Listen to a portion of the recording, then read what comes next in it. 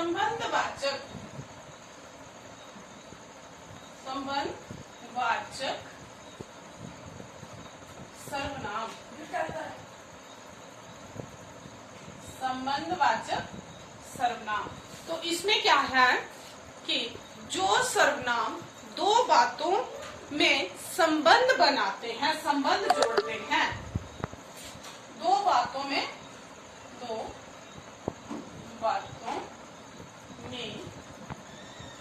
संबंध जोड़ते हैं, जो शब्द दो बातों में संबंध जोड़ते हैं वो संबंधवाचक सर्वनाम कहलाते हैं। कौन से सर्वनाम कहलाते हैं? संबंधवाचक। जैसे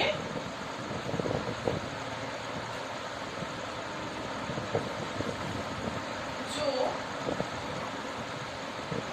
करेगा सो करेगा, ठीक है। जो करेगा सो भरेगा, ये क्या है? दो बातें हैं, करना और भरना, ठीक है। जो करेगा तो यहाँ पे सो क्या है? संबंध जोड़ रहा है, तो ये कौन सा सर्वनाम हुआ? संबंधवाचक सर्वनाम। कौन सा हुआ? संबंधवाचक सर्वनाम। या फिर हम इसका एक और उदाहरण लेते हैं। यह बात उससे पूछो जिसने मुझे बुलाया है। यह बात उससे क्या है? ये सर्वनाम है। यह बात उससे पूछो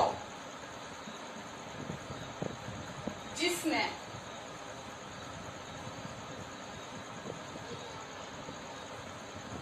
ये कहा है या जिसने मुझे बुलाया है। यह बात उससे पूछो, ये पूरा एक सेंटेंस हो गया, और ये कहा है ये अलग हो गया। तो इसके बीच में इनका आपस में रिलेशन कौन सा शब्द बना रहा है? जिसने, ठीक है। तो जहाँ पे जिसने जो है ये क्या है? संबंधवाचक सर्वनाम।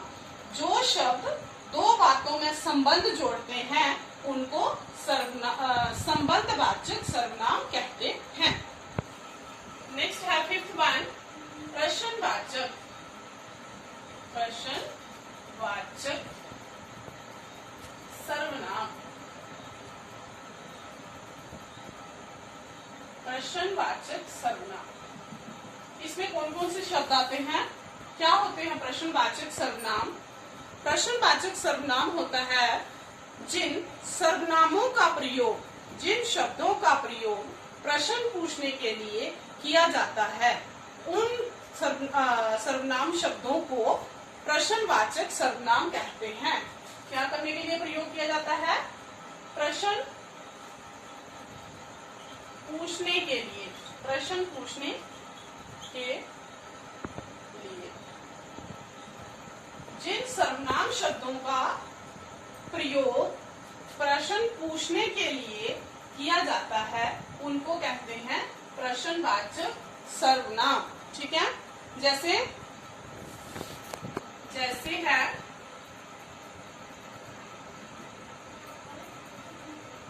उस कमरे में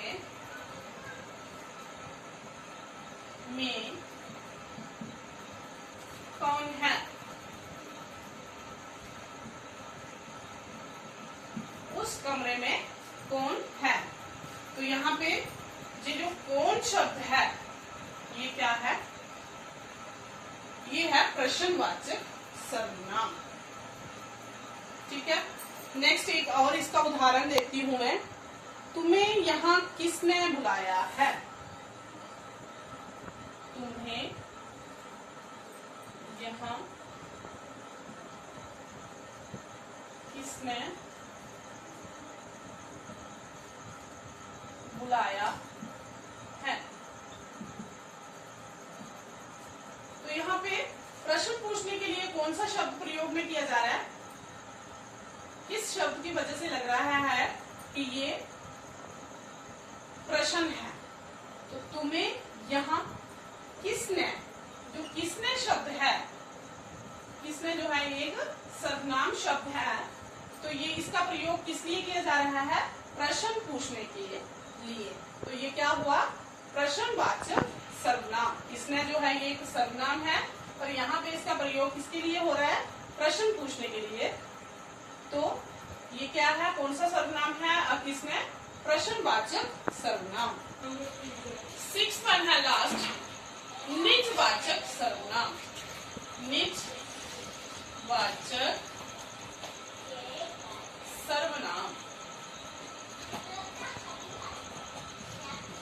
तो कौन से शब्द होते हैं निजवाचक सर्वनाम, कि जिन सर्वनाम शब्दों का प्रयोग या जिन सर्वनामों का प्रयोग कर्ता जो है वो अपने निज के लिए, स्वयं के लिए करता है, स्वयं के अर्थ के लिए करता है।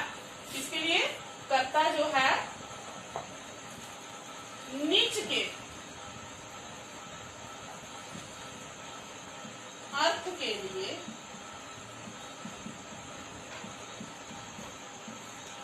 किसके लिए प्रयोग किए जाते हैं ये सर्वनाम शब्द, कर्ता जो है अपने निज के अर्थ के लिए प्रयोग करता है।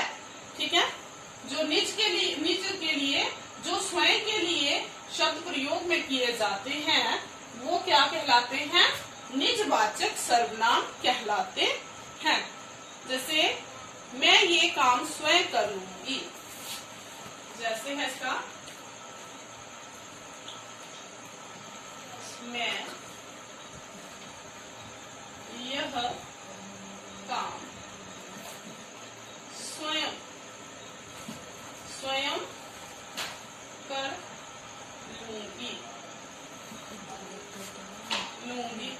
तो यहाँ पे क्या है, स्वयं निज के लिए क्या प्रयोग किया गया है, अपने आप के लिए क्या प्रयोग किया गया है, स्वयं। ठीक है, तो यहाँ पे स्वयं जो है वो निजवाचक सर्वनाम है। ठीक है, नेक्स्ट है इसका एक और उदाहरण देती हूँ। जैसे सीता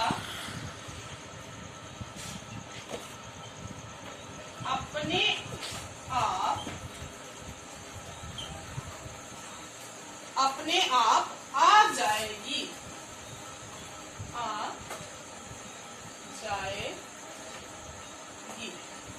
ठीक है, तो यहाँ पे स्वयं के लिए कौन सा शब्द किया गया है, निज के अपने लिए कौन सा शब्द प्रयोग किया गया है, आप, अपने आप, खुद ब खुद।